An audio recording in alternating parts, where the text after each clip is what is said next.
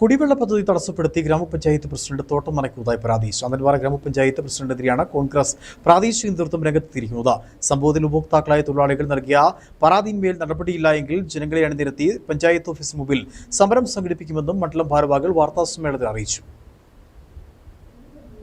മതികെട്ടാഞ്ചോലയിൽ നിന്നും വർഷങ്ങളായി ഉപയോഗിച്ചുകൊണ്ടിരിക്കുന്ന കുടിവെള്ളം തടസ്സപ്പെടുത്തിക്കൊണ്ട് ശാന്തൻപാറ ഗ്രാമപഞ്ചായത്ത് പ്രസിഡന്റ് തോട്ടം നനയ്ക്കുന്നതെന്ന പരാതിയുമായി ഹാരിസൺ മലയാളം പ്ലാന്റേഷൻ തൊഴിലാളികളും കോൺഗ്രസ് മണ്ഡലം ഭാരവാഹികളും രംഗത്ത്.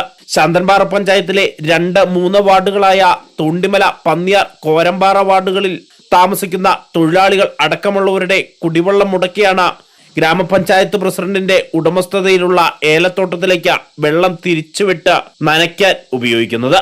തൊഴിലാളികൾക്ക് കുടിവെള്ളം നൽകുവാൻ ബാധ്യതയുള്ള കമ്പനി ഉദ്യോഗസ്ഥർ ഇത് സംബന്ധിച്ച പഞ്ചായത്തിൽ പരാതി നൽകിയിട്ടും പരിഹാരമുണ്ടാത്തതിനെ തുടർന്ന് ദേവികുളം RDOയ്ക്ക് പരാതി നൽകി തീരുമാനത്തിനായി കാത്തിരിക്കുകയാണ്. ശാന്തൻപാറ ഗ്രാമപഞ്ചായത്തിന്റെ പ്രസിഡന്റിന് അവിടെ തോട്ടമുള്ളതും ഈ കാലാകാലങ്ങളായി ആ സോഴ്സിൽ നിന്നും കുടിവെള്ളം പൈപ്പ് മുഖാന്തരം അത് എസ്റ്റേറ്റിൽ സ്ഥാപിച്ചിരിക്കുന്ന വാട്ടർ ടാങ്കിലേക്ക് കൊണ്ടുവന്ന് അവിടുന്ന് കുടുംബങ്ങളിലേക്ക് ഡിസ്ട്രിബ്യൂട്ട് ചെയ്തുകൊണ്ടിരുന്ന കുടിവെള്ള സ്രോതസ്സിൽ നിന്നും അനധികൃതമായി ഈ പഞ്ചായത്ത് പ്രസിഡന്റിന്റെ തോട്ടം നനയ്ക്കുന്നതിന് വേണ്ടി അവിടുന്ന് കുടിവെള്ളം എടുക്കുന്നതായിട്ട് ബന്ധപ്പെട്ട റവന്യൂ ഉദ്യോഗസ്ഥർക്ക് അവിടെപ്പെട്ട അന്വേഷിക്കുമെന്ന് അവർക്ക് മനസ്സിലായതാണ്.